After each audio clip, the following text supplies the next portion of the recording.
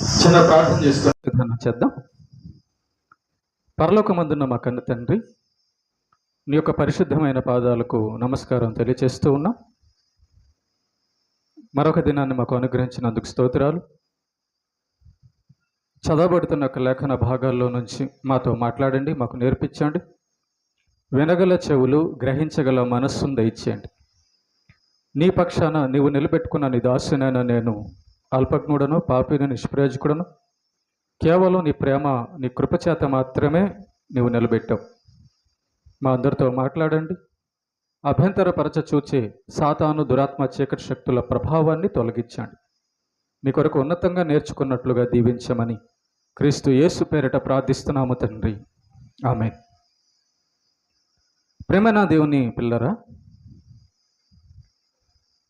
ప్రతి వారంలో లాగానే ఈ వారం కూడా ఒక మంచి విషయాన్ని మనం నేర్చుకుందాం.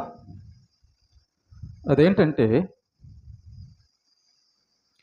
దేవుడు ఏం చేశాడు, దేవుడు ఏం చేస్తున్నాడు, దేవుడు ఏం చెయ్యబోతున్నాడు. ఈ విషయాలు మనం తెలుసుకోవడం అనేది క్రైస్తవ జీవితంలో ఎంతో చాలా ముఖ్యం. ఈ భూమి ఆకాశాలు, జగత్తు సృష్టింపబడక మునుపు దేవుడు ఏం చేశాడు? భూమి, ఆకాశము, మానవులు, దేవదూతలు, చెట్లు, ప్రాణులు ఇవన్నీ కూడా సృష్టింపబడిన తర్వాత దేవుడు ఏం చేస్తున్నాడు? మరి మనుషులందరూ చనిపోయిన తర్వాత లేదా అంతమైన తర్వాత సంగతులు ఏంటి? ఈ మూడు విషయాలు భూమి మీద బ్రతుకున్న ప్రతి మనిషి కూడా తెలుసుకోవడం ఎంతో అవసరం. ఓకే, కనుక దేవుడు ఏ మనిషి కూడా తన గురించి వినకుండా చనిపోవడం ఆయనకి ఇష్టం లేదు. తన గురించి తెలుసుకోకుండా చనిపోవడం ఆయనకి ఇష్టం లేదు.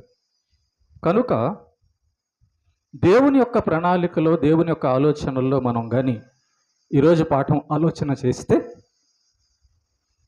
దేవుడు ఫస్ట్గా ఏం చేశాడు అంటే, చూడండి ఒకసారి. తీతుకు రాసిన పత్రిక 2వ అధ్యాయము, ప్రేమైన దేవుని బిడ్డలారా, ఎఫ్ఎస్సి పత్రిక 1వ అధ్యాయము 10వ వచనం చదువుదాం. ఎఫ్ఎస్సి పత్రిక 1వ అధ్యాయము 10వ వచనం చదవమ్మా. ఈ సంకల్పమును బట్టి ఆయన పరలోకములో ఉన్నవే గాని భూమి మీద ఉన్నవే కాని సమస్తమును క్రీస్తునందు ఏకముగా సమకూర్చవలెనని తనలో తాను నిర్ణయించుకొనెను. చూసావా, దేవుడు ఈ భూమి ఆకాశాలు సృష్టించక ముందంట ఒక ఆలోచన చేశాడంట. ఈ జగత్తు ఏర్పాటు కాకముందేనంట దేవుడు ఒక ఆలోచన చేశాడంట. ఏం ఆలోచన అంటే, తన ప్రియకుమారుడైన యేసుక్రీస్తు నందు, అంటే యేసుక్రీస్తు ద్వారా సమస్తమును నిర్మించాలని, సమస్తమును తన ప్రియకుమారుడైన యేసుక్రీస్తు పాదాల కింద ఉంచాలని, యేసు ప్రభువునే ఈ సృష్టి అంతా కూడా పూజించాలని, యేసు ప్రభు ద్వారా తనకు మహిమ రావాలని దేవుడు, తండ్రి అయిన దేవుడు నిర్ణయం చేశాడు. ఇది ఎప్పుడు జరిగింది? భూమి ఆకాశాలు, జగత్తు సృష్టింపబడక ముందు జరిగినటువంటి దేవుని యొక్క నిర్ణయం. ఈ భూమి ఆకాశాలన్నీ చెయ్యబడక ముందంట ఇది దేవుడు తీసుకున్న నిర్ణయం. ఏంటది?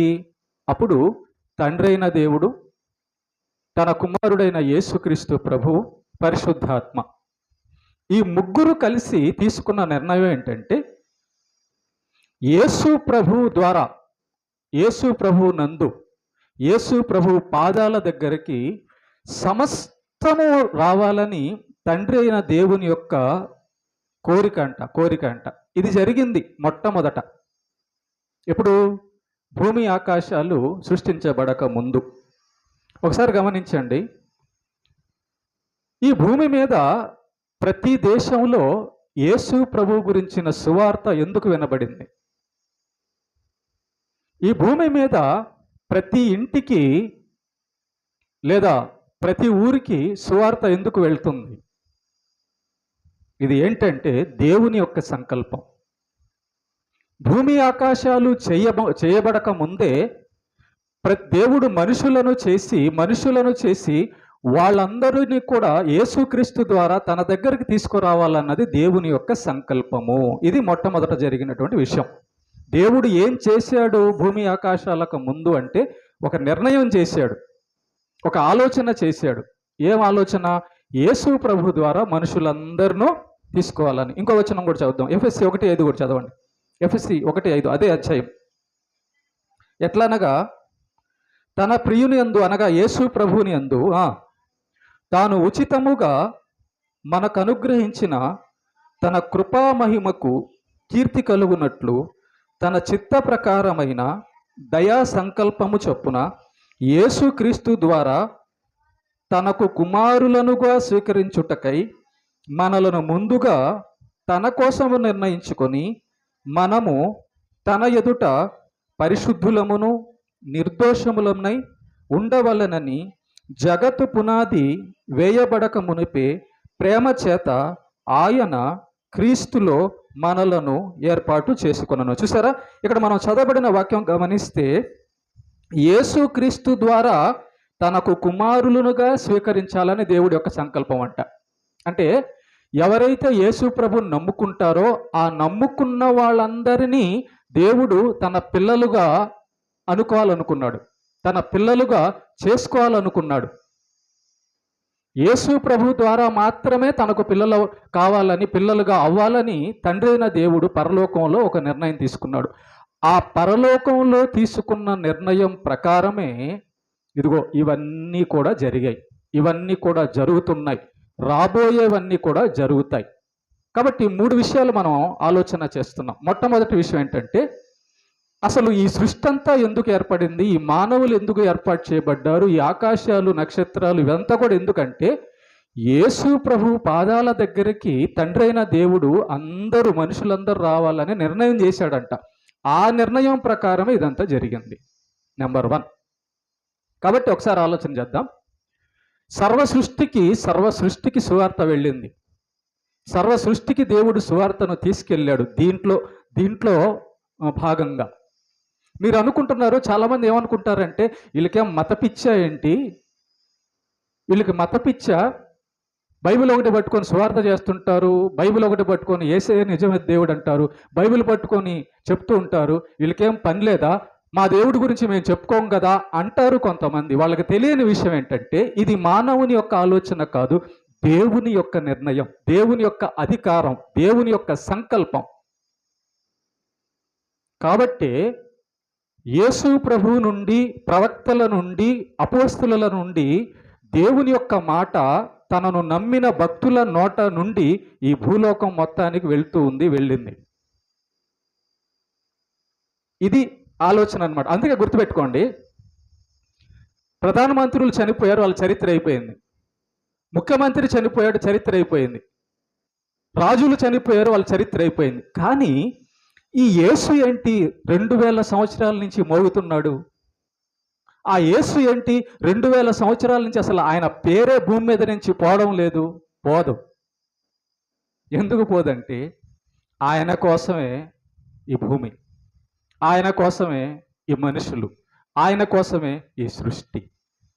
కాబట్టి చాలామంది రాజులు బైబిల్ కాల్చేయాలనుకున్నారు, చాలామంది రాజులు క్రైస్తవుల్ని చంపేస్తే అసలు యేసు ప్రభు పేరే పోద్ది కదా అనుకున్నారు. కానీ ఒక వ్యక్తి ఉండేవాడు, ఒక రాజు ఉండేవాడు. ఆ రాజు ఏం చేశాడు తెలుసా?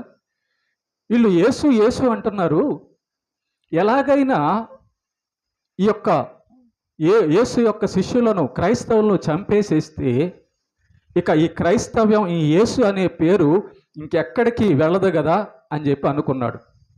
అనుకొని బైబిల్లో, ప్రేమైన దేవుని బిడ్డలారా, నేను బైబిల్ అంతం చేసేస్తాను అనుకొని ఆ రాజు ఏం చేశాడు తెలుసా? ఎన్ని బైబిళ్ళు ఉన్నాయో మొత్తం తీసుకురండి నా దగ్గరికి, తీసుకురండి అని చెప్పి ఆ బైబిళ్ళన్నీ కూడా మొత్తం సేకరించి తన యొక్క కోటలో పెట్టుకొని మొత్తాన్ని కాల్చేసాడు. ఓకేనా? కాల్చేసాడు. కాల్చేసిన తర్వాత అప్పుడు ఏమన్నాడంటే, కాల్చేసిన తర్వాత ఇప్పుడు ఎలా పోద్ది యేసు ప్రభు యొక్క వాక్యము, నేను చూస్తానన్నాడు. అసలు యేసు ప్రభు అనే మాట ఈ ప్రపంచానికి ఇక వెళ్లకుండా ఉండిపోద్ది, మొత్తం కాల్చేసాను కదా, ఇంకేం ఉండవు కదా అనుకున్నాడు. కానీ పిచ్చోడు ఇది దేవుని యొక్క కార్యం అని చెప్పి తెలియదు. ఏ రాజు అయితే బైబిల్ మొత్తం కూడా తన కోటలో కాల్చేశాడో, తన ఇంట్లో కాల్చేశాడో, ఈరోజు అదే ఇంటి నుంచి బైబిల్ మొత్తం ప్రపంచానికి బయటకు వస్తున్నాయి. ఆ రాజు అనుకున్నాడు బైబిల్ అన్నీ కాల్చేశాను కదా, ఇంక మొత్తం ఇంకా సువార్తకి వెళ్ళదని.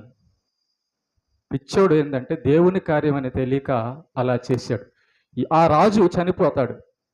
ఆ రాజు చనిపోయిన తర్వాత ఆ ఇంటిని ఎవరు కొన్నారు తెలుసా? బైబిల్ను ప్రింట్ చేసేటటువంటి సంస్థ కొనింది ఆ రాజు ఇంటిని. కొని ఏ రాజు అయితే ప్రపంచానికి బైబిల్ వెళ్ళకూడదు అనుకున్నాడో అదే రాజు ఇంట్లో నుంచి ఈరోజు ప్రపంచానికి బైబిల్ వెళ్తున్నాయి. ఒకసారి మనం ఆలోచన చేస్తే ఈ కార్యము దేవుడి కార్యం కాబట్టి ఆగడం లేదు. ఒక మనిషి అయితే ఒక 70 సంవత్సరాలు 80 సంవత్సరాలతో అతని జీవితం అయిపోయిద్ది, అతను అనుకున్నది ఆగిపోద్ది. కానీ 2000 సంవత్సరాలు కాదు, అంతకు ముందు నుంచే 1000 సంవత్సరాల నుంచి యేసు ప్రభు గురించిన ప్రకటన, యేసు ప్రభు గురించిన కార్యాలు దేవుడు భూమి మీద చేయాలనుకున్నాడు కాబట్టి ఇప్పటికీ యేసు ప్రభు యొక్క నామము ప్రతి చర్చిలో ప్రతి ఊర్లో వినబడుతూ ఉంది. యేసయ్య రాకడ వరకు కూడా ఆయన నామము ప్రకటింపబడుతూ ఉంటుంది. ఇది నెంబర్ 1. జగత్ పునాది వేయబడక ముందు తండ్రి అయిన దేవుడు ఏర్పాటు చేసినటువంటి ప్రణాళిక. కాబట్టి ఎవరు కూడా గుర్తుపెట్టుకోండి, చర్చిలు పడగొట్టేసిన, పాస్టర్లను చంపిన, బైబిల్ను కాల్చేసిన, సువార్త యేసు నామం అనేది ఆగదు. ఎందుకంటే అది దేవుని యొక్క ప్రణాళిక. ఓకే? పాస్టర్లను చంపేస్తున్నారని భయపడొద్దు, బైబిల్ కాల్చేస్తున్నారని దిగులు పడొద్దు. ఎందుకంటే దీన్ని మొదలు పెట్టింది ఎవరు? ఆయన. కాబట్టి మనుషులు దీన్ని అంతం చేయలేరు. ఓకే? కనుక ప్రేమైన దేవుని బిడ్డలారా, జగత్ పునాది వేయబడక మునుపే ఈ నిర్ణయం జరిగింది.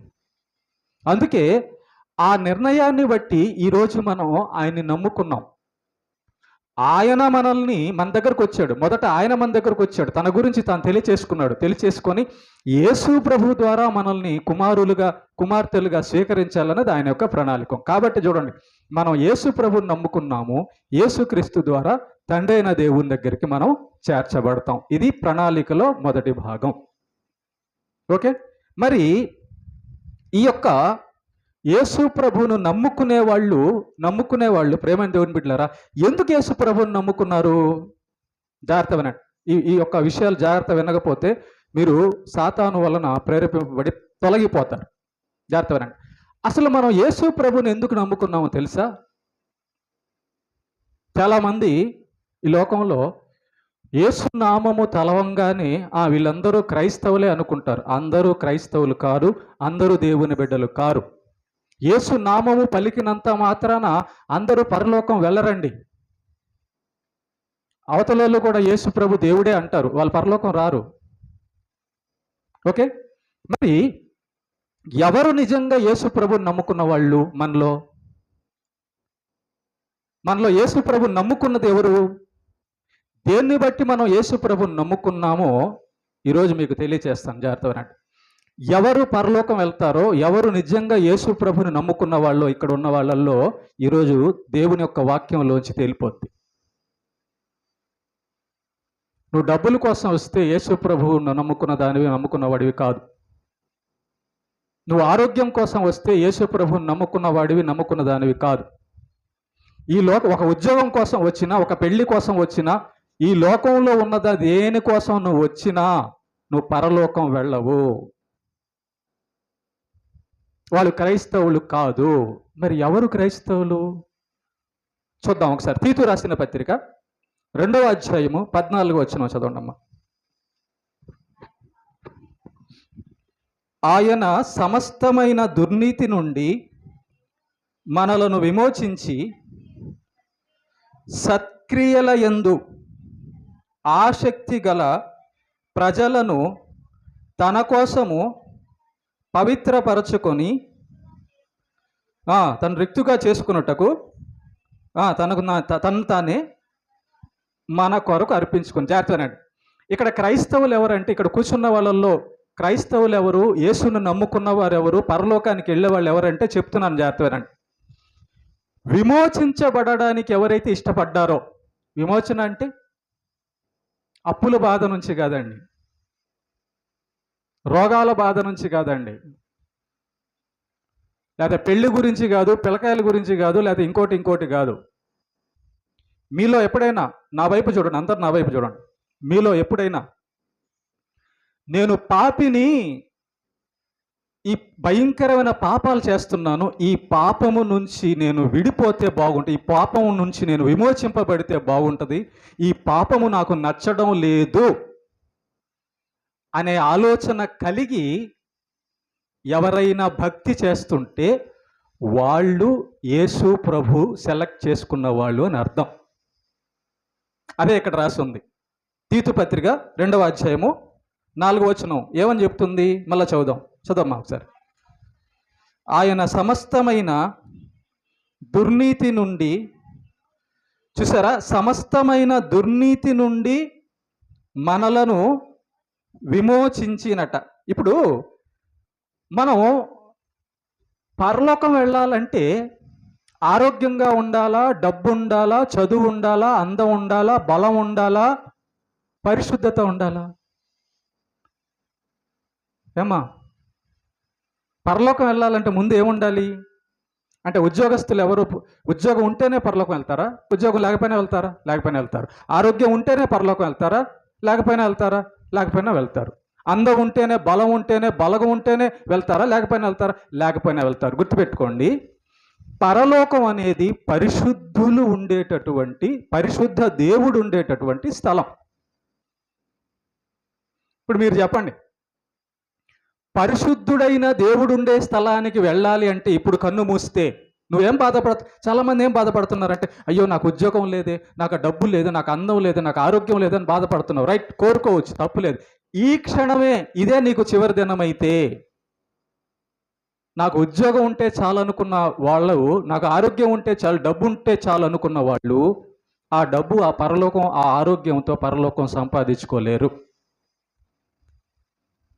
కనుక గుర్తుపెట్టుకోండి, ఎవరు ఇక్కడ యేసుప్రభుని నమ్ముకున్న వాళ్ళు, ఎవరు ఇక్కడ పరలోకానికి వెళ్ళేవాళ్ళు, ఎవరు దేవుని కుమారులు, దేవుని కుమార్తెలు అంటే, తమ పాపముల నుంచి ఎవరైతే విమోచన పొందాలని కోరుకుంటున్నారో వాళ్ళే దేవుని కుమారులు పరలోకంలో. ఇక్కడ కూడా దాని మీద దృష్టి పెట్టారు ఎప్పుడన్నా? చూడండి, మళ్ళా చదువుదాం, బాగా ఇంకొకసారి చదువుతుంటే మీకు అర్థమవుతుంది. తీతు 2:14.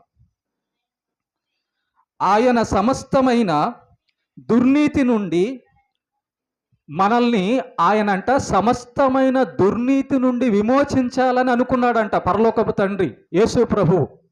తండ్రి అయిన యెహోవాదేవుడు మరియు ఆయన ప్రియకుమారుడైన యేసు క్రీస్తు యొక్క ఆలోచన, పరిశుద్ధాత్మక ఆలోచన ఏంటంటే, పాపము చేస్తున్న మానవులను పాపము నుంచి విమోచించాలన్నది దేవుని యొక్క సంకల్పం. ఇప్పుడు అందరూ నరకానికి వెళ్ళకూడదు, అందరూ పరలోకం వెళ్ళాలన్నది దేవుని యొక్క సంకల్పం, ఆలోచన. మరి పరలోకం వెళ్ళాలంటే ఫస్ట్గా ఏం కావాలి? పాపము నుంచి విడుదల పొందాలి. చూసారా, అదే ఇక్కడ రాయబడి ఉంది. సమస్తమైన దుర్నీతి నుండి మనలను విమోచించి సత్క్రియల యందు ఆసక్తి గల ప్రజలను తన కోసము పవిత్రపరుచుకొని తన సొత్తుగా చేసుకున్నటకు తన్ను తానే మన కొరకు అర్పించుకొని. అసలు యేసు ప్రభు సిలువలో ఎందుకు చనిపోయారు అనుకుంటున్నాడు? మీరందరూ చాలామంది ప్రార్థన చేస్తుంటారు, అయ్యా నా కోసం చనిపోయావు, నా కోసం అది చేసావు, నా కోసం ఇది చేసావు, నా కోసం ఆరోగ్యం చేసావు, నా కోసం డబ్బులు ఇచ్చావు, నా కోసం అది చేసావు, ఇది చేసావు అంటున్నామే, రైటు. కానీ యేసు ప్రభు భూలోకానికి వచ్చిన ముఖ్యమైన కారణం ఏంటో తెలుసా? నిన్ను పాపము నుంచి విమోచించాలని. నిన్ను పాపము నుంచి విమోచింపబడి పవిత్రపరిస్తేనే నువ్వు పరలోకం వెళ్తావు. ఇంకా నీకేమున్నా పరలోకం రావు. ఇప్పుడు మొట్టమొదటిగా మనిషికి కావాల్సింది ఏంటి? పరిశుద్ధత, నీతి. ఓకే, గుర్తుపెట్టుకోండి, మీలో ఎవరో పరలోకానికి వెళ్ళే వాళ్ళో, ఎవరో దేవుని నమ్ముకున్న వాళ్ళో ఫిల్టర్ అవుతుంది. నిజం తెలియపరచబడుతుంది. ఎవరంట అసలు యేసు ప్రభుని నమ్ముకునేది? ఎవరంట అసలు పరలోకానికి వెళ్ళేదంటే సత్క్రియల యందు, చదవ మా మాట ఉంది, సత్క్రియల యందు ఆసక్తి గల ప్రజలు. ఓకే, మిమ్మల్ని నేను అడుగుతున్నా, ఈ వాక్యాన్ని బట్టి నేను మిమ్మల్ని అడుగుతున్నది ఏంటంటే తల్లిదండ్రుల కంటే, భార్యాభర్తల కంటే, పిల్లల కంటే, డబ్బు కంటే, ఆరోగ్యం కంటే నీకు నీతిగా బతికి పరలోకం వెళ్ళాలన్న ఆలోచన ఉందా? నువ్వు దేవుడిని చేరుకోవాలన్న ఆలోచన ఉంటే, ఆ ఆలోచన పుడితే నాకు డబ్బు లేకపోయినా పర్లేదండి, నాకు ఆరోగ్యం లేకపోయినా పర్లేదండి, నాకు ఎవరు లేకపోయినా పర్లేదండి, నాకు యేసయ్య ఉంటే చాలు అని నీకు అనుకుంటే, నీ మనసులో పుడితే, మరి యేసయ్య ఎవరు? పరిశుద్ధుడు. మరి పరలోకం పరిశుద్ధుల లోకం. మరి యేసయ్య దగ్గరకు నువ్వు వెళ్ళాలంటే ఇక్కడ పరిశుద్ధుడిగా ఉండాలి కదా. కాబట్టే యేసు ప్రభువుని నమ్ముకున్నది ఎవరంటే సత్క్రియల యందు ఆసక్తి గల ప్రజలంట యేసు ప్రభువుని నమ్ముకునేది. అంటే ఈ పాప జీవితం నాకు బాగలేదు, ఈ చెడు జీవితం నాకు బాగలేదు, సత్క్రియలు, సత్ అంటే సత్యము, వాక్యం, వాక్యం అంటే పరిశుద్ధమైన దేవుని మాట, దేవుడి యొక్క ఆలోచన పవిత్రమైంది. కాబట్టి నేను నీతిగా బతకాలని ఎవరైతే యేసు ప్రభు దగ్గరికి వచ్చారో వాళ్ళు మాత్రమే దేవుని కుమారులు, కుమార్తెలు. ఈ నీతిగా బతికే వాళ్ళకి ఆకలి ఉంటుందా? అన్నం కావాలా, డబ్బులు కావాలా, అన్నీ కావాలి, కానీ మొట్టమొదట నీతి కావాలి వాళ్ళకి. మొట్టమొదట వాళ్ళకి కావాల్సింది నీతి, పరిశుద్ధత. కనుక ఎవరిని దేవుడు సెలెక్ట్ చేస్తున్నాడట? నీతిగా బతకాలి ప్రభువా, ఈ పాపం వలన నా జీవితం బాగలేదు ప్రభువా అని అనుకున్న వాళ్ళనే. మీకు ఒక ఉదాహరణ చెప్తే కరెక్ట్ కనెక్ట్ అవుతుంది. యేసు ప్రభు భూమి మీదకి వచ్చినప్పుడు ఒక వ్యభిచారపు స్త్రీ వచ్చి యేసు ప్రభు యొక్క పాదాలను తన కన్నీళ్లతో కడిగింది, తన కురులతో తుడిచింది, మనకు తెలుసు కదా. చుట్టూ అంతమంది జనం ఉన్నారే, ఆ పని ఎందుకు చేయలేదు? యేసు ప్రభు దగ్గరికి వచ్చి ఆమె అయ్యా ఒక 1 రూపాయలు బంగారమి, అన్నవి, ఆరోగ్యమని అడిగిందా? అడగల. ఆమె ఏమడిగిందంటే ఈయన పరిశుద్ధుడు, నా పాపము నుండి విమోచింపగలిగిన వాడు అని యేసు ప్రభు యొక్క పాదాలు కడిగింది. అలాంటి వాళ్ళంట సెలెక్ట్ అయ్యేది, అలాంటి వారినే అంట యేసు ప్రభు పరలోకానికి తీసుకెళ్ళేది. వాళ్ళేనట దేవుని కుమారులు, కుమార్తెలు. కాబట్టి ఇప్పుడు ఈ కూర్చున్న వాళ్ళల్లో నేను నీతిగా బతకాలని ఎవరు కోరుకుంటున్నారో వాళ్ళనట దేవుడు సెలెక్ట్ చేసింది. సత్క్రియలందు ఆసక్తి గల ప్రజలను ఆయన సెలెక్ట్ చేసుకుంటున్నాడు. అందుకే చూడండి, ప్రతి చర్చిలో కూడా ప్లస్ మైనస్ ఉంటుంది. అంటే అర్థం ఏంటి? ప్రతి చర్చిలో కూడా పడిపోయే వాళ్ళు ఉంటారు, లెగిసే వాళ్ళు ఉంటారు, మంచోళ్ళు ఉంటారు, చెడ్డోళ్ళు ఉంటారు, వెళ్ళిపోయే వాళ్ళు ఉంటారు, వచ్చే వాళ్ళు ఉంటారు. ఇదంతా ఎందుకు ఇలా జరుగుతుంది ప్రతి చర్చిలో అంటే, ప్రతి చర్చిలో ఉన్నది పరలోకానికి వెళ్ళేవాళ్ళు కాదు. ప్రతి చర్చిలో ఉన్నది లోకానుసారమైనది కోరుకునే జీవితం కలిగిన వాళ్ళు ఉన్నారు. కొద్ది శాతం నీతిగా బతకాలి, పరలోకం వెళ్ళాలి అని కోరుకునే వాళ్ళు ఉన్నారు. కాబట్టి రెండో పాయింట్ ఏంటంటే, ఎవరైతే నేను నీతిగా బతకాలని తమ మనసులో అనుకుంటున్నారో వాళ్ళనట దేవుడు సెలెక్ట్ చేసింది. ఇంకొక ఉదాహరణ కూడా చెప్తాను. సిలువలో యేసు ప్రభు పక్కన 2 దొంగలు ఉన్నారు. ఓకే, 2 దొంగలు ఉన్నప్పుడు ఒక దొంగ ఏమో యేసు ప్రభును తిడుతున్నాడు, ఇంకొక దొంగ ఏమో యేసు ప్రభువా నువ్వు నీతిమంతుడు అయ్యా, నేనైతే దొంగనని తన పాపాన్ని ఒప్పుకొని ప్రభువా నీ రాజ్యంతో నువ్వు వచ్చేటప్పుడు నన్ను జ్ఞాపకం చేసుకోవా అంటున్నాడు. చూసారా? అంటే అక్కడ ఏం జరిగింది? ఆ దొంగ సిలువలో తన హృదయంలో నీతి వైపు తిరిగాడు, తన పాపాలు తెలుసుకున్నాడు. నేను నీతిగా నీలా ఉండాలనుకుంటున్నాను ప్రభువా, నువ్వు నీతిమంతుడు ప్రభువా, కాబట్టి నేను కూడా నీలా నీతిమంతుడిగా ఉండాలంటే మరి నన్ను తీసుకెళ్ళి ప్రభు, నన్ను మార్చు ప్రభు, నాకు అవకాశం ఈ ప్రభు. కాబట్టి ఎవరిని దేవుడు సెలెక్ట్ చేసింది? ఎవరుగా నీతిగా బతకాలనుకుంటున్నారో వాళ్ళంట సెలెక్ట్ అయ్యింది పరలోకానికి. ఎందుకు వాళ్ళు పరలోకానికి సెలెక్ట్ అయ్యారు? ఈ లోకంలో ఉన్నది కాదు, పరలోకం కావాలనుకున్నారు. ఈ లోకంలో మనుషుల్లా కాదు, పరలోకంలో ఉన్న దేవుడు యేసయ్య పరిశుద్ధుడిగా ఎలా ఉండాలి, నేను అలా పరిశుద్ధుడిగా ఉండాలి, నీతిగా ఉండాలని అనుకున్న వాళ్ళే పరలోకానికి సెలెక్ట్ అయిన వాళ్ళు నిజమైన క్రైస్తవులు. అలాంటి వాళ్ళని దేవుడు ఏం చేస్తాడు? చూద్దాం అలాంటి వాళ్ళని దేవుడు ఏం చేస్తాడు చూద్దాం. ఏం చేస్తాడు? 1 పేతురు 5:10. 1 పేతురు 5:10. ఈ వాక్యాలు జాగ్రత్తగా వినండి. జాగ్రత్తగా వినకపోతే మీరు పరలోకానికి వెళ్ళలేరు. మరి చదవండి. తన నిత్య మహిమకు క్రీస్తునందు మిమ్మల్ని పిలిచిన సర్వకృపానిధియగు దేవుడు కొంచెము కాలము మీరు శ్రమపడిన పిమ్మట తానే మిమ్ములను సంపూర్ణులుగా చేసి స్థిరపరచి, ఈ మాట మీరు బాగా ఆలోచన చేయండి, పరలోకానికి వెళ్ళే వాళ్ళనంట ముందు కష్టాల పాలు చేయాలంట దేవుడు. అదేంటది? పరలోకానికి వెళ్ళే వాళ్ళని కష్టాల పాలు చేయడం ఏంటి? మనమేమో యేసు ప్రభు దగ్గరకు వచ్చిన అసలు కష్టాలే రాకూడదని అలా వచ్చామా? అలా వస్తే నువ్వు పరలోకం వెళ్ళావు.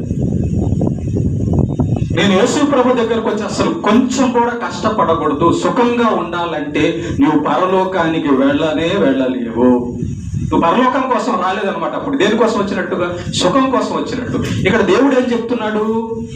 మీరు శ్రమపడిన పిమ్మట, అంటే నన్ను నమ్ముకున్న వాళ్ళని ముందు కష్టాలు పాలు చేస్తావు. ఎందుకు? నువ్వు నీతిలో నిలబడాలంటే కష్టాలు పాలు ఎదుర్కోవాలి. మనం ఏమనుకుంటున్నాం అంటే ఎలాగైనా బతికేసి సుఖం కావాలి, ఏదైనా చేసేసి సుఖం కావాలి. కాబట్టి దానికి దీనికి అతకదు. దేవుడు మనల్ని అసలు యేసు ప్రభువే మన పాపాలు తీసేయాలంటే సిలువలో శ్రమ పడాల్సి వచ్చింది, తన రక్తం కార్చాల్సి వచ్చింది, దెబ్బలు తినాల్సి వచ్చింది, అవమానం పొందాల్సి వచ్చింది, రకరకాల కష్టాలు పడాల్సి వచ్చింది యేసు ప్రభు. మరి యేసు ప్రభువే మనల్ని పాపము నుంచి విమోచించడానికి కష్టపడితే మనం పరలోకానికి వెళ్ళడానికి, నీతిగా బతకడానికి మనకు కష్టం అవసరం లేదా? కష్టం అవసరం. గుర్తుపెట్టుకోండి. చాలా జాగ్రత్తగా ఈ మాటలు మీ హృదయంలోనికి పోనివ్వండి. మీరు శ్రమపడిన పిమ్మట మిమ్మల్ని నేను పూర్ణులుగా చేసి స్థిరపరిచి సిద్ధపరుస్తాను అంటున్నాడు దేవుడు. అంటే అర్థమేంటి చెప్తానన్నాడు. నీకు ఆ డబ్బు మీద ఆశ ఉంటుంది, పరలోకం మీద ఉండదు. అప్పుడు నువ్వు పరలోకం వెళ్ళాలంటే ఆ డబ్బు మీద ఆశ పోవాలి. ఆ డబ్బు మీద ఆశ పోవాలంటే నీకేం జరగాలంటే నీకు దెబ్బ కొట్టాలి దేవుడు. నీ పిచ్చి పోగొట్టాలి. నీకు ఒక మనిషి మీద ఆశ ఉంటుంది, నీకు ఇంకొక దేని మీద ఆశ ఉంటుంది. మరి ఆ పిచ్చి పోవాలంటే నిన్ను దేవుడు దెబ్బ కొడితేనే కానీ నువ్వు ఆ మనిషినో ఆ డబ్బునో నీ అందాన్నో నీ బలాన్నో వదులుకో. నీకు అర్థం అవుతుంది. అప్పుడు చాలా మందికి ఎందుకు అర్థం కాదో తెలుసా? ఆరోగ్యం బాగుంటుంది, డబ్బు ఉంటుంది, ఏ ఇబ్బందులు లేనప్పుడు ఏం అవసరం లేదు, దేవుడితో పని లేదు అనుకుంటే సడన్ గా మంచం మీద పడిపోయినప్పుడు ప్రాణ భయం పట్టుకున్నాడు, అప్పుడు కనబడతాడు, అప్పుడు అర్థమవుతాడు దేవుడు. నీకు అలాంటి పరిస్థితి వచ్చినప్పుడు దేవుడు అర్థం కావాలి. ఈ పరిస్థితి అంటే అంతకుముందే నువ్వు దేవుడి గురించి తెలుసుకున్న వాడవై ఉంటేనే ఆ కష్టకాలంలో నిలబడతావు. నాకు దేవుడు చాలు, నీతి చాలు అనుకున్న వాడవైతే నీకు ఆరోగ్యం వస్తే ఏంటి, ఆరోగ్యం లేకపోతే ఏంటి, డబ్బు ఉంటే ఏంటి, డబ్బు లేకపోతే ఏంటి, నిలబడేదానివి. ఏమున్నా ఏం లేకపోయినా ఏబులాగా దేవుడి కోసం నిలబడతావు. మీలో చాలా మంది తెలుసుకోవాల్సిన ఏబు జీవితం ఏంటో తెలుసా? ఏబు జీవితంలోకి శ్రమ వచ్చిన దేవుడిని వదల్లా. అంటే ఏబు గారు మీకు భార్య కంటే దేవుడు ఎక్కువ? అవును. ఏబు గారు మీకు పిల్లల కంటే డబ్బు కంటే దేవుడు ఎక్కువ? అవును. దానియేలు గారు మీకు ప్రాణం కంటే దేవుడు ఎక్కువ? అవును. అది సెలెక్టింగ్ అయిన మనుషుల యొక్క స్థితి. కాబట్టి ప్రేమ దేవుడు పెట్టారా? జాగ్రత్తనండి. ఎప్పుడైతే మనం కష్టం అనేది పడకపోతే మనం సుఖం కోసం వచ్చామని చెప్పి అర్థం. మనం సుఖం కోసమే వస్తే దేవుడు చెప్పినట్టు బతుకులో మనలో మనం సిద్ధపరచుకోవడం లేదని అర్థం. మరి దేవుడు చెప్పిన బతుకుంటేనే కదా మన పరలోకం వెళ్ళేది. మరి పరలోకం వెళ్ళాలన్న ఆలోచన మనకు రాకపోతే దేవుడు చెప్పినట్టుగా ఏం బతుకుతాం, ఇక్కడ ఏం సిద్ధపడతాం, ఎలా స్థిరపడతాం? అందుకే గుర్తుపెట్టుకోండి, క్రైస్తవ లోకంలో 99% మోషే లాగా, అబ్రహాము లాగా, దానియేలు లాగా, పేతురు లాగా, పౌలు లాగా ఎందుకు బతకడం లేదంటే వాళ్ళందరూ పరలోకం కోసం వచ్చిన వాళ్ళు కాదు. నువ్వు పరలోకం కోసం వచ్చిన వాడవైతే, నువ్వు యేసు ప్రభు కోసం, దేవుడి కోసం వచ్చిన వాడవైతే, దేవుడు ఎలా బతకమన్నాడో ఆ లోకంలో ఎలా బతకాలో ఇక్కడ నేర్చుకుంటావు. అర్థమవుతుంది కదా? పాఠం అర్థమవుతుంది కదా? పరలోకం వెళ్ళడానికి వచ్చిన వాళ్ళు పరలోకంలో ఎలా బతకాలో ఇక్కడ బతికి చూపిస్తారు. కాబట్టి ఎవరు దేవుని కుమారులు, ఎవరు క్రైస్తవులు అంటే నీతిగా తమ బతకాలని దేవుడు చెప్పినట్టుగా తమ బతుకును క్రీస్తు ద్వారా, వాక్యం ద్వారా, ప్రార్థన ద్వారా, విశ్వాసం ద్వారా ఎవరైతే సిద్ధపరచుకుంటున్నారో వాళ్ళే పరలోకానికి వెళ్ళేవాళ్ళు, వాళ్ళే నిజమైన క్రైస్తవులు, వాళ్ళే దేవుని బిడ్డలు. ఇలాంటి వాళ్ళు మోషే మొదటి రోజే దైవభక్తుడు కాదు, సిద్ధపడ్డాడు, నేర్చుకున్నాడు, అభివృద్ధి అయ్యాడు. పౌలు గారు మొదటి రోజే నేర్చుకోవాలా, సిద్ధపడ్డాడు, విన్నాడు, నేర్చుకున్నాడు, మంచి భక్తుడు అయ్యాడు. దానియేలు గాని, పేతురు గాని, మరియా గాని, రూతు గాని, ఎస్తేరు గాని వీళ్ళందరూ ఏమయ్యారు?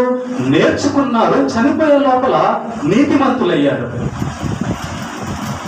ఏమా అర్థమవుతుందా? వీళ్ళందరూ చనిపోయే లోపల ఏమయ్యారు? మీరేమవుతారు చనిపోయే లోపల? ఇంజనీర్లు, డాక్టర్లు, కండలు, సినిమా యాక్టర్లు, కలెక్టర్లా ఏమవుతారు మీరు చనిపోయే లోపల? అదన్నమాట వాళ్ళకి మనకి తేడా. వాళ్ళకి అర్థమైంది ఏంటంటే పరలోకం, మనకు అర్థమైంది ఏంటంటే భూలోకం. వాళ్ళకి ఎందుకు అర్థమైంది? వాళ్ళకి అర్థమైంది కాబట్టి వాళ్ళు పరలోకం వెళ్ళడానికి సిద్ధపడ్డారు. మనకు అర్థం కాలేదు కాబట్టి ఇలా బతుకుతున్నాం. కన్ను మూస్తే నరకానికి వెళ్ళిపోయే పరిస్థితి ఉందని నీకు అర్థమైతే జాగ్రత్త పడవా? మందు మానేవా? సిగరెట్ మానేవా? పాపం మానేవా? బూతులు మానేవా? అబద్ధాలు మానేవా? కళ్ళు మూస్తే నరకానికి వెళ్ళిపోయే పరిస్థితి ఉందని నీకు అర్థమైతే పాపం మానేసి నీతిమంతుడుగా, నీతిమంతురాలుగా సిద్ధపడటం కదా నువ్వు చేస్తావు. కాబట్టి రెండవదిగా గుర్తుపెట్టుకోండి, ఎవరు దేవుని ప్రజలు, ఎవరు దేవుని కుమారులు అంటే నీతిగా బతకడానికి వచ్చిన వాళ్ళే దేవుడు సెలెక్ట్ చేసుకున్న దేవుని ప్రజలు. వాళ్ళు వచ్చింది నీతిగా బతకడానికి. సత్క్రియల యందు ఆసక్తి కలిగిన ప్రజలను తన కోసం నిర్ణయించుకున్నాడు. వాళ్ళ కోసమే సిలువలో ఆయన రక్తం కార్చాడు. ఇప్పుడు చెప్పండి, భూమి మీద ఉన్న ప్రజలందరి కోసం యేసు ప్రభు మరణించాడు, అవును. కానీ భూమి మీద ఉన్న ప్రజలలో ఎవరైతే యేసు ప్రభు రక్తాన్ని వాడుకొని, యేసు ప్రభు మాటను వాడుకొని నీతిమంతులుగా అవుతారో వాళ్ళు మాత్రం పరలోకానికి వెళ్తారు, కానీ అందరు వెళ్ళరు. దేవుడు అందరికి అవకాశం ఇచ్చాడు, ఎంతమందికైనా ఇచ్చాడు. కాబట్టి ఎవరైతే యేసు యొక్క మాటను, యేసు యొక్క నీతిని, యేసు యొక్క రక్తాన్ని వాడుకొని తమ పాపాలు కడుగుకోవడానికి చర్చికి వస్తారో, నీ పాపాలు కడుగుకోవడానికి ముందు చర్చికి వస్తే నువ్వు దేవుని బిడ్డలు. ఎందుకంటే ధనవంతుడు చనిపోతాడు, ఆరోగ్యవంతుడు చనిపోతాడు, ముసలోడు చనిపోతాడు, కుర్రోడు చనిపోతాడు, ఆడ చనిపోతారు, మగ చనిపోతారు. ఓకే. రెండోది, సత్క్రియల యందు ఆసక్తి కలిగిన ప్రజలే దేవుని బిడ్డలు అనేది కన్ఫర్మ్ చేసుకోవడం.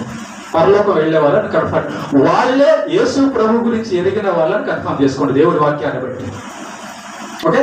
ఎవరు పరలోకానికి వెళ్ళే వాళ్ళమా? ఎవరు దేవుడు సెలెక్ట్ చేసిన వాళ్ళమ్మా? నీతిగా బతకాలని ఎవరైతే ప్రయత్నం చేస్తున్నారో వాళ్ళే దేవుని యొక్క ప్రజలు. మరి ఎలాగంటే అలా బతికేవాళ్ళు, ఎలాగంటే అలా బతికే వాళ్ళకి పరలోకానికి వస్తుంది చెప్పండి నాకు.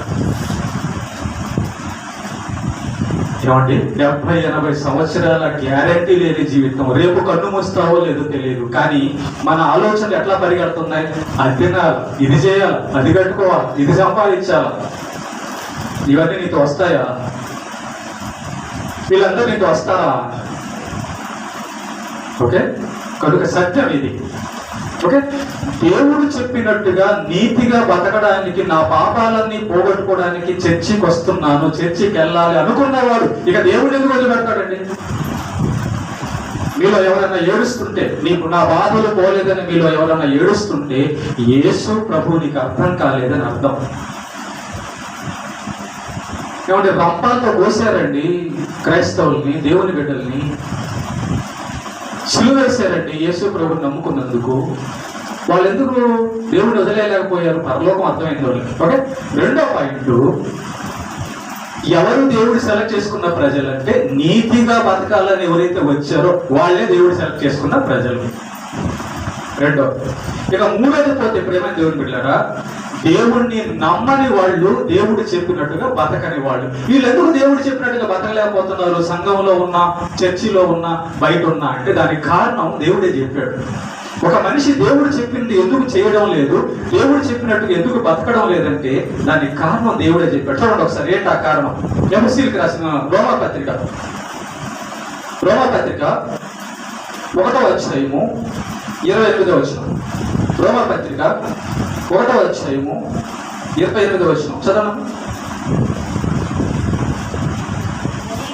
మరియు వారు తమ మనస్సులో దేవునికి చోటియ్యనొల్లకపోయిరు గనుక చేయరాని కార్యములు చేయుటకు దేవుడు భ్రష్ట మనస్సుకు వారిని అప్పగించను. ఇక్కడ ఏమని రాయబడి ఉందంటే, దేవుడట చాలా మందిని సాతానికి అప్పగించేశాడు. ఉన్నారా? దేవుడేనట చాలా మందిని సాతానికి అప్పగించేశాడట. మీలో చాలా మంది ఈ డౌట్ రావచ్చు, అదేంటండి దేవుడు మనుషులను సాతానికి అప్పగించడం ఏంటి? నేను ఒక చిన్న ఉదాహరణ చెప్తాను, నీకు బాగా అర్థం అవుతుంది. చిన్న ఉదాహరణ చెప్తాను. నా సైడ్ చూడండి అందరూ. ఒక అమ్మాయి ఉంది, ఆ అమ్మాయికి తల్లిదండ్రులు ఉన్నారు. ఓకే, ఆ అమ్మాయిని తల్లిదండ్రులు బాగా చాలా ప్రేమగా, చాలా మంచిగా, గౌరవంగా చదివించి బాగా కావాల్సినంత ఇచ్చి పెంచుతూ ఉన్నారు. ఓకే, పెంచుతూ ఉంటే ఈ అమ్మాయి ఏం చేసిందంటే, కన్న తల్లిని, సాకిన తండ్రిని, వాళ్ళు చేసిన మేలును మర్చిపోయి ఆ రోడ్లో ఒకడు ఇట్లా కట్టింగ్ కొట్టించుకొని చినిగిపోయిన బట్టలు వేసుకొని ఒకడు వస్తున్నాడు, స్టైల్ కొడతా. వాడిని ప్రేమించిందంట. ఏం చేసిందంట? ప్రేమించిందంట. మరి అమ్మా నాన్నని ఇల్లు ఏం చేసింది? ద్వేషించింది. వాడిని ప్రేమించిందంటే ద్వేషించినట్టే కదా. కాబట్టి ఆ కటింగ్ కొట్టేవాడిని చూసి, ఆహా నా రాజా, నా ప్రియుడా, మా అమ్మ కంటే మా నాన్న కంటే నా బాబు చూసేవాడా అని చెప్పని వాడి వెనకాల పోయింది. ఈ విషయం అమ్మా నాన్నకి తెలిసింది. అమ్మా నాన్నకి తెలిసినప్పుడు చెప్పారు, ఫస్ట్ పర్సనల్గా ఉన్నప్పుడు చెప్పారు, అమ్మా వాడు గాలివాడు, వాడు మంచివాడు కాదు, నీకు వయసు ఉంది కదా, చదువుకో బాగా, నీకు పెళ్లి టైం వచ్చినప్పుడు పెళ్లి చేస్తాము, మేము తల్లిదండ్రులం కదా, నీ బాధ్యత మాకు ఉంది కదా అని చెప్పి అమ్మాయికి చెప్పారు. కానీ ఆ అమ్మాయి ఏమని తెలుసా? అదే చెప్తే నేను తగ్గను, ఆ అబ్బాయి కోసం మిమ్మల్నైనా వదులుకుంటాను, కానీ మీ పరువు పైన నాకు అవసరం లేదు, ఏమైనా నాకు అవసరం లేదు, నేను అబ్బాయి దగ్గరికే పోతా అని అమ్మాయి, అమ్మ నాన్న పరువు పోగొట్టింది, ఆ అమ్మాయి చదువు నాశనం చేసుకుంది, ఆ తాగుబోతోడు వెనక, ఆ పోకరోడు వెనకాల వెళ్ళడానికి సిద్ధమైపోయింది. అమ్మా నాన్న ఎన్నో ప్రయత్నాలు చేశారు, భయపెట్టడానికి చూశారు, కొట్టారు, అన్నీ చేశారు. అమ్మా నాన్నే కన్న తల్లిదండ్రుల మీదకే ఎదురు తిరుగుతుంది. ఓకే, ఇప్పుడు అమ్మా నాన్న ఏం చేయాలమ్మా? చూడండి, నా వైపు చూడండి. బాగా మీకు కనెక్ట్ అవుతుందని నాకు తెలుసు, మీకు బాగా అర్థమవుతుందని నాకు తెలుసు, అవునా? ఇప్పుడు అమ్మా నాన్న అమ్మాయిని ఏం చేయాలి? ఏం చేయాలా? ఆ పోకురు వెనకాల వెళ్తే నీ బతుకు ఎలాగవుతుందో నీకు అర్థం అవుతుంది. ఇప్పుడు నేను చెప్పేది నీకు అర్థం కాదని వాడికే వదిలేస్తాడు. అంతేనా? ట్రై చేస్తారు, పాపం కాపాడుకోవాలని ట్రై చేస్తాడు, భవిష్యత్తు కాపాడాలని ట్రై చేస్తారు అమ్మా నాన్న. కానీ ఈ అమ్మాయి లేక ఈ అబ్బాయి వినకపోతే, చెప్పి చెప్పి చెప్పి వినకపోతే, తల్లిదండ్రుల గుండెల్లో గుచ్చితే, నేను ఇక వినాలంటే అప్పుడు బయట వాళ్ళు కూడా ఏమంటారంటే, మీ అమ్మాయి మీ మాట వినడం లేదా, నీకేదో వదిలేసేయండి అంటారంటే. అప్పుడు తల్లిదండ్రులు ఏం చేస్తారు? ఎవరికి వదిలేస్తారమ్మా? ఎవరికి వదిలేస్తారు? ఆ పోకిరుడికే, ఆ దుర్మార్గుడికే వదిలేస్తారు. పాపం 1 సంవత్సరం అయిన తర్వాత వాడు కట్నం కోసం, ఇంకో దానికోసం, ఇంకో దానికోసం తాగి తందనాలాడి రకరకాల కదా, వాడు కొడుతూ ఉంటే, బాధ పెడుతుంటే అక్కడ పడలేక గేడు దాడికి వస్తుంది. అప్పుడు అమ్మా నాన్న దగ్గరికి వస్తుంది. అమ్మా నాన్న మీ మాట వెళ్ళారు. మరి ఆ రోజు నేను చెప్పాను కదా, అందుకే నిన్ను కోరుకున్న వాడి దగ్గరికే నిన్ను పంపించాం, ఇది అర్థం కావాలని. ఇప్పుడు అర్థమైంది. ఇప్పుడు చదవండి రోమాపత్రిక 1:28. మరియు వారు తమ మనస్సులో దేవునికి చోటయ్యనొల్లకపోయి, కనుక చేయరాని కార్యములు చేయుటకు దేవుడు భ్రష్ట మనసుకు వారిని అప్పగించిన. దేవుడు సాతానికి ఎందుకు అప్పగించాడంటేనట, మనిషి యొక్క మనస్సులో నీతిగా బతకాలని, దేవుడు చెప్పినట్టుగా బతకాలని ఎవరికైతే లేదో వాళ్ళందరూ ఎవరిని కోరుకున్నారట? సాతాను గారిని కోరుకున్నారట. మాకు సాతాను చేసే పనులన్నీ చాలా బాగున్నాయి, వాడు చెప్పేవన్నీ ఆనందంగా ఉన్నాయి.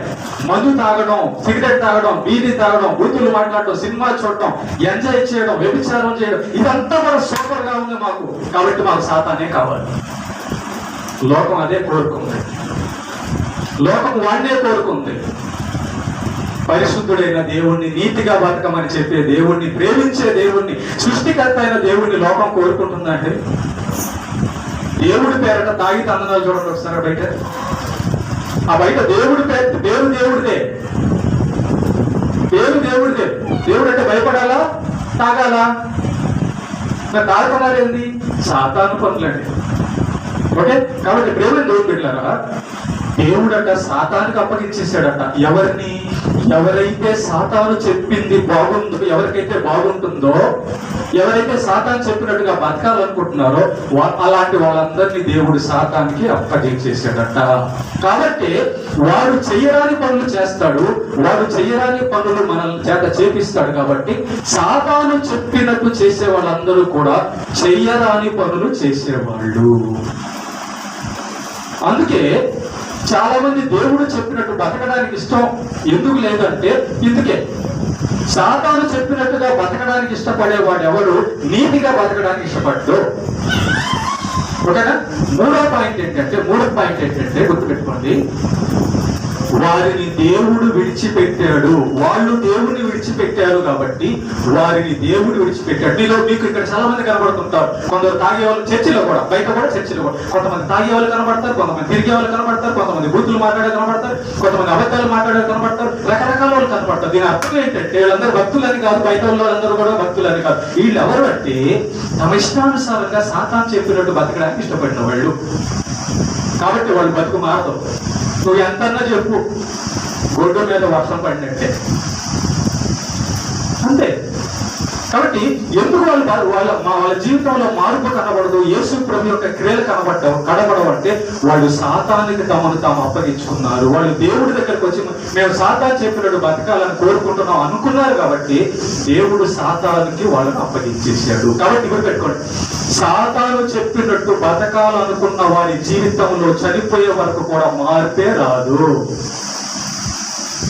దేవుడు చెప్పినట్టుగా నీతిగా బతకాలనుకున్న వాళ్ళకి మార్పు వస్తుంది, కానీ సాతాను చెప్పినట్టుగా బతకాలనుకున్న వాళ్ళకి మార్పు ఎట్లా వస్తుంది?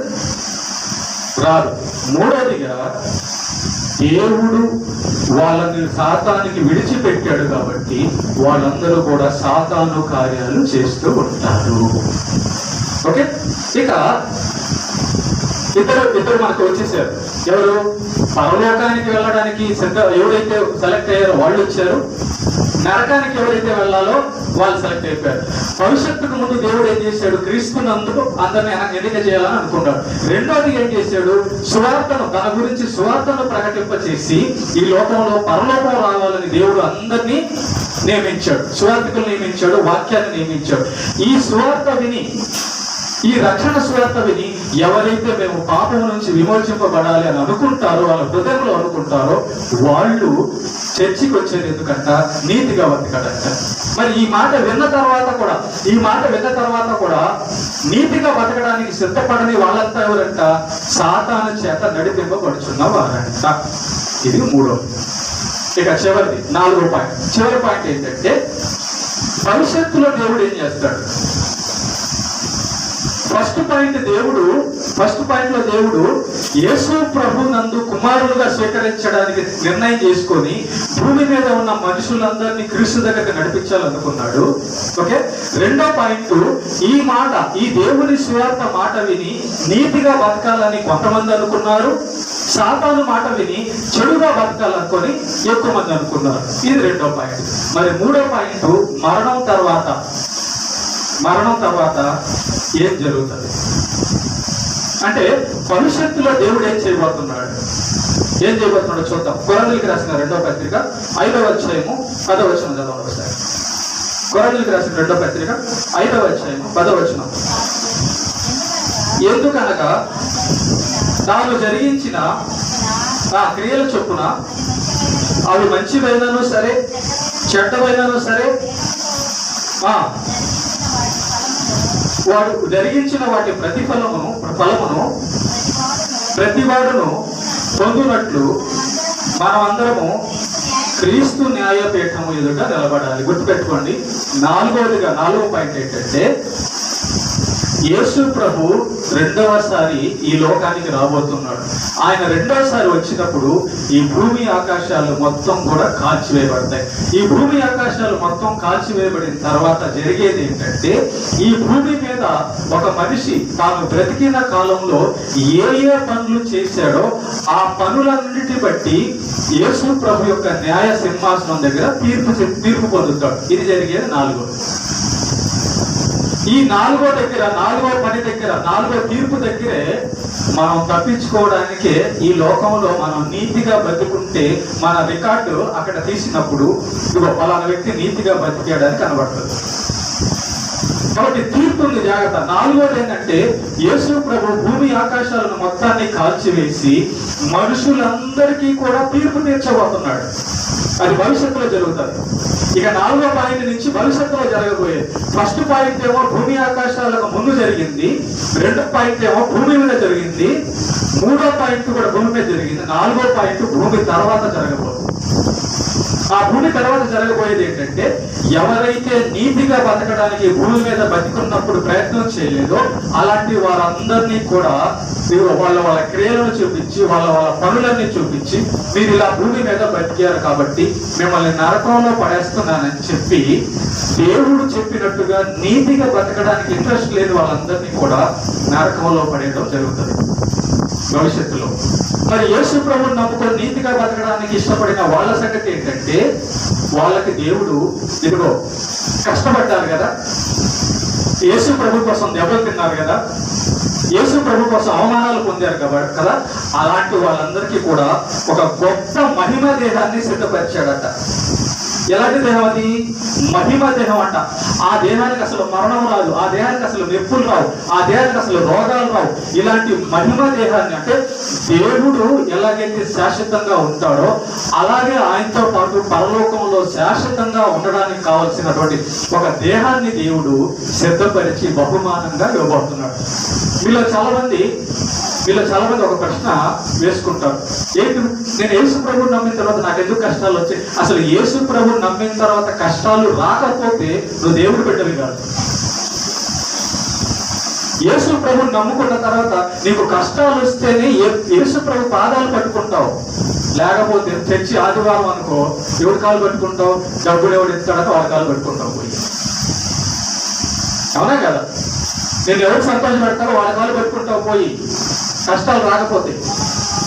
కాబట్టి చివరి పాయింట్గా చెప్తున్నాను ప్రేమ దేవుడులారా, చూడండి, భవిష్యత్తులో జరగబోయేది ఈ బ్రతుకులో ఇది దేవుడిచ్చిన బ్రతుకని, ఇది కొద్ది కాలపు బ్రతుకని, ఈ కొద్ది కాలపు బ్రతుకులో నేను నీతిగా బతికితే పరలోకం వెళ్తానని తెలుసుకొని సిద్ధపడి సత్క్రియలు నీతిగా బతకాలన్న ఆలోచన ఆసక్తి కలిగి ఎవరైతే ప్రయత్నిస్తారో వాళ్ళు మాత్రం పరలోకానికి వెళ్తారు. కాబట్టి ఈ లోకంలో ఏమున్నా చనిపోవడం మనం చూస్తున్నాం. ఈ లోకంలో ఎంత బలం అందం ఉన్నా అయిపోవడం చూస్తున్నాం. కాబట్టి ప్రేమ దేవుని బిడ్డలారా, ఈ 4 విషయాలు బైబిల్లో దేవుడు మనకు తెలియపరిచిన విషయాలు. మీ చెవులతో విన్నారు.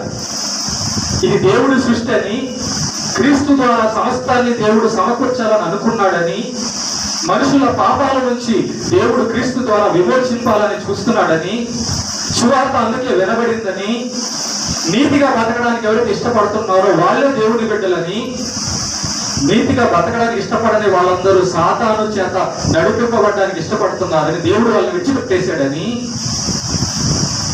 ఎవరైతే నీతిగా బతకడానికి కష్టపడతారో శ్రమలు పడతారో వాళ్ళందరికీ పరలోకంలో గొప్ప బహుమానమని దేవుడు బైబిల్లో రాయించి పెట్టాడు. ఆ రాయించిన ప్రకారము మన జీవితాల్లో జరుగుతుంది. అందుకే దానియేలు సింహాల బొమ్మలో పడ్డాడు, అందుకే షడ్రక మెషకు అగ్నిగుండంలో పడ్డాడు, అందుకే పౌలు దెబ్బలు తిన్నాడు, అందుకే పేతురు దెబ్బలు తిన్నాడు, అందుకే మరియమ్మ బాధపడింది, అందుకే భక్తులందరూ బాధపడ్డారు. శ్రమ లేకుండా దెబ్బలు, శుద్ధి దెబ్బ పడకుండా ఒక బొమ్మ రాదు. ఒక శిల్పాన్ని, ఒక రాయిని బొమ్మలాగా తయారు చేయాలంటే శుద్ధి దెబ్బ పడాలి. నిన్ను కూడా నీతిమంతురాలుగా మార్చాలంటే నీలో ఉన్న పాపాలన్నిటిని కొట్టాలి. నీ కన్ను చెడిపోయి ఉందేమో దాన్ని కొట్టాలి, నీ హృదయం చెడిపోయిందేమో దాన్ని కొట్టాలి, నీ నోరు చెడిపోయిందేమో, నీ చెవులు చెడిపోయాయేమో దాన్ని కొట్టాలి. నీకు ఎట్లా ఉండాలంటే ఎట్లా ఉండాలి? కొడితే ఇక నేనేం చేయలేను ప్రభువా, ఇక నేను మానేస్తాను ప్రభు అనిపించాలి. నువ్వే దిక్కు ప్రభు అనిపించాలి. అప్పుడు నువ్వు మారుతావు, కరెక్ట్గా ఒక రూట్లోకి వస్తావు. నాకు ఇప్పుడు ఆ అమ్మాయి గురించి ఇందాక నేను చెప్పానే, ఆ అమ్మాయికి గుండెల్లో బాగా నొప్పి వస్తుంది అనుకో, కుష్ఠరోగం వచ్చింది అనుకో, గుండెల్లో హోల్ పడిపోయింది అనుకో, కిడ్నీలు పాడైపోయి ఉన్నాయి అనుకో, గుడ్డిదనుకో, లవర్తో వెళ్తుందా? లవర్ గురించి ఆలోచిస్తుందా? ప్రాణం గురించి ఆలోచిస్తుందా? కాబట్టి దేవుడు మనల్ని కొట్టడం మనకు మేలు అంటాడు దావీదు గారు. ఏమో అర్థమవుతుందా? దేవుడు మనల్ని కొట్టడం మనకు మేలంట. ఇంత సీక్రెట్, ఇంత సత్యం దీంట్లో ఉంది. ఒక మాట చెప్పి నేను ముగించేస్తాను ఈ వాక్యాన్ని. ఇప్పుడు ఇంత వాక్యం విందాం. ప్రపంచం అంతా దేవుడు రక్షించడానికి తన మంచి మాటను, సువార్తను పంపించిన విషయం నీ కళ్ళతో చూస్తున్నాం. అమ్మ మీకు కనబడుతుందా? బైబిల్ ప్రపంచం అంతా వెళ్ళింది, యేసు ప్రభు నామం ప్రపంచం అంతా వెళ్ళింది, నీ చేతుల్లోకి బైబిల్ వచ్చిందని కనబడింది కదా. ఎందుకది? నిన్ను రక్షించడానికి. రేపు అడుగుతామని, ఏమని? ప్రభువా నాకేం చెప్పలేదుగా, మరి ఈ నరకం ఉందని నాకు చెప్పుంటే నేను నీతిగా బతికేవాడను కదా, నీతిగా బతికేదాను కదా అని అంటావనే యేసు ప్రభు తన మాటను మన దగ్గరికి తీసుకొచ్చాడు, అందరి చేతుల్లోకి వచ్చింది. కాబట్టి ఇప్పుడు ఈ రోజున నువ్వు కన్ను మూస్తే ఎక్కడ ఉండాలో నిర్ణయించవలసింది నువ్వే. అందం ఉంటే పరలోకం వెళ్ళాం, డబ్బు ఉంటే పరలోకం వెళ్ళాం, ఉద్యోగం ఉంటే పరలోకం వెళ్ళాం, మనకు నీతి ఉంటేనే పరలోకం వెళ్తాం. ఏమా? కాబట్టి ఎవరు నీతిగా బతకాలని ఆలోచన చేస్తున్నారో, ఎవరైతే నేను దేవుడు చెప్పినట్టుగా బతకాలని ఆలోచన చేస్తున్నారో వాళ్ళే దేవుని బిడ్డలు. మరి మిగతా వాళ్ళందరూ దేవుడిని వదిలేశారు, దేవుడు వాళ్ళని వదిలేశాడు, కాబట్టి అలా బతుకుతున్నారు. నీతిగా బతకని ప్రతి వాడు కూడా దేవుడు విడిచిపెట్టిన వాడు దేవుణ్ణి విడిచిపెట్టినవాడు. నీతిగా బతికే ప్రతి వాడు కూడా దేవుడు ఏముంటుంది వాడికమ్మో నరకంలో వేసేస్తాడు, ఇది కరెక్ట్ కాదు కదా, ఈ పాపం కరెక్ట్ కాదు, ఈ తప్పు కరెక్ట్ కాదని చెప్పి భయం కలిగిన వాడు దేవుడు చెప్పినట్టు కరెక్ట్ రూపంలో ఎదుగుతుంటాడు. మీకు ఒక చిన్న ఉదాహరణ చెప్పనా? చూడండి, ఒక పుచ్చకాయని తీసుకొని ఒక 4 పచ్చాల బాక్సులో కానీ పడేసామనుకో, చిన్న పుచ్చకాయని తీసుకొని 4 పచ్చాల బాక్సులో పడేసామనుకో, అది పెద్ద అయిన తర్వాత 4 పచ్చాలలాగే వస్తుంది. అంతేనా కదా? సొరకాయని తీసుకొని అంత సొరకాయని తీసుకెళ్ళి ఒక డబ్బాలో పడి, ఆ డబ్బా ఎలాంటి ఆకారం ఉంటుందో ఆ సొరకాయ కూడా అదే ఆకారంలోకి వస్తుంది. అలా కాకుండా వదిలేసామనుకో, ఇటు పోద్దో. అవునా? అదే ఒక డబ్బాలో పడి కరెక్ట్గా 4 పచ్చాలుగా వస్తుంది. అంతేందుకు అంత మట్టి ముద్ద తీసి టిఫిన్ బాక్స్లో పడేస్తే దానికి ఏ రూపం వస్తుంది? బాక్స్ రూపమే వస్తుంది. అవునా కదా? గుంటలో పడేస్తే ఆ గుంట రూపం వస్తుంది, బాక్సులో పడేస్తే బాక్స్ రూపం వస్తుంది కదా. అలాగే నువ్వు క్రీస్తులో ఉంటే క్రీస్తు రూపం వస్తుంది, సాతానులో ఉంటే సాతాను రూపం వస్తుంది. అక్కడ నీ రూపం ఏదో చూసుకోవచ్చుతాను. నువ్వు ఎలా బతకాలనుకుంటున్నావు, నీ ఆలోచనలు ఏంటి, నీ మాటలు ఏంటి, నీ బ్రతికేంటి? కనుక ప్రేమ చూపుడుగా ఇది దేవుని యొక్క ప్రణాళిక. ఈ ప్రణాళిక నీ కోసమే నిన్ను ఈరోజు బతికించాడు, నువ్వు వినడానికే బతికించాడు. నీతిగా బతకాలన్న ఆలోచన ఇప్పటి నుంచి నువ్వు చేస్తే ఇప్పటికీ అవకాశం ఉంది. స్టిల్ నౌ ఈ క్షణం నుంచి కూడా ప్రభువా నా కోసం నువ్వు చనిపోయావు, నన్ను విమోచించడానికి చనిపోయావు, రక్తం కార్చావు, కాబట్టి నేను నీతిగా బతకాలనుకుంటున్నాను అయ్యా. కష్టమైన నష్టం, కష్టాలు వస్తేనే నిజంగా నాకు దెబ్బలు తగిలితే నేను జాగ్రత్తగా ఉంటానయ్యా. ఎందుకు కొడతారండి? చెడిపోతాడని కొడతారా, బాగుపడతాడని కొడతారా? ఏమా టీచర్లు ఎందుకు కొడతారు? మరి టీచర్ మీద ఎందుకు కోపడతారు? పాస్టర్ గారు చెడిపోవాలని కొడతాడా, బాగుపడాలని కొడతాడా? మరి పాస్టర్ గారి మీద ఎందుకన్నా కోపం? మీరు పరలోకం వెళ్తే నాకు లాభము, దేవుడికి లాభం, మీకు లాభం. మీరు నరకానికి వెళ్తే నాకు నష్టము, మీకు నష్టము, దేవుడికి కూడా నష్టమే కదా, బిడ్డను పోగొట్టుకుంటే. అందుకు నేను మిమ్మల్ని వాక్యంతో కొడతా, వాక్యంతోనే కొడుతున్నా. కాబట్టి నేను మిగతా వాళ్ళగా పెంచను, సిద్ధపడేటట్టుగా, పరలోకానికి సిద్ధపడేటట్టుగా పెంచుతాను. మిగతా వాళ్ళ ఆశలు పుట్టించను. మీరు కానీ యేసు ప్రభు నమ్ముకుంటే వస్తుంది కోట్లు, అలా ఆశలు పెట్టించను. గుర్తుపెట్టుకోండి, నన్ను చూడబాకండి, క్రీస్తుని చూడండి.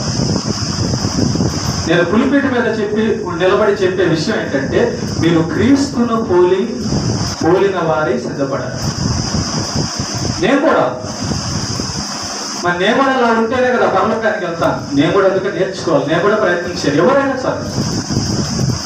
కాబట్టి ప్రేమ మనం అందరూ కూడా ఆ పోలికల్లోకి ఎదుగుదాం, ఆ నీతిని కోరుకుందాం, ఆ పరలోకానికి మనము వెళ్దాం. దేవునికి మహిమ కలుగును గాక.